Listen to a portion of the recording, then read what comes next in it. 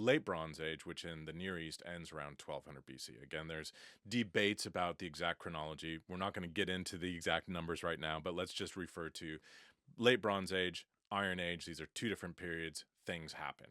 Now, there's this kind of massive collapse of societies at the end of Late Bronze Age. And for example, Cyprus used to be the major producer of copper. They made these oxide ingots. These things are massive, right? I mean, they're called an oxide ingot because you can imagine the size of this thing. You can still find them in shipwrecks nowadays. It's Like, like you the know, Odeburn shipwreck and stuff. Isn't it? exactly, Yes. these sorts of things. So these massive pieces. We never see that again. So obviously there's some sort of copper industry that's happening at that level. Now, in the Iron Age, Wadi Faynan becomes the center of copper production, right? Let's start with the mines themselves. Did they find huge mines that were evidently worked by people some 3,000 years ago?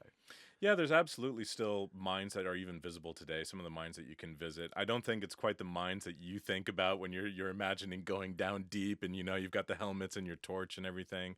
But these are sort of pit mines, so people are just digging straight into the ground, extracting the minerals.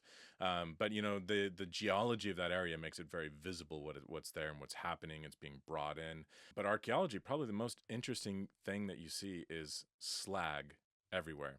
That may sound like a bad word, but actually, slag is the byproduct of copper smelting or any metallurgical smelting. And so basically, you're firing the minerals, and then you basically get something that ends up looking like rock, but it's not. It's everything that's left over after you melted it and extracted the raw ore out of there.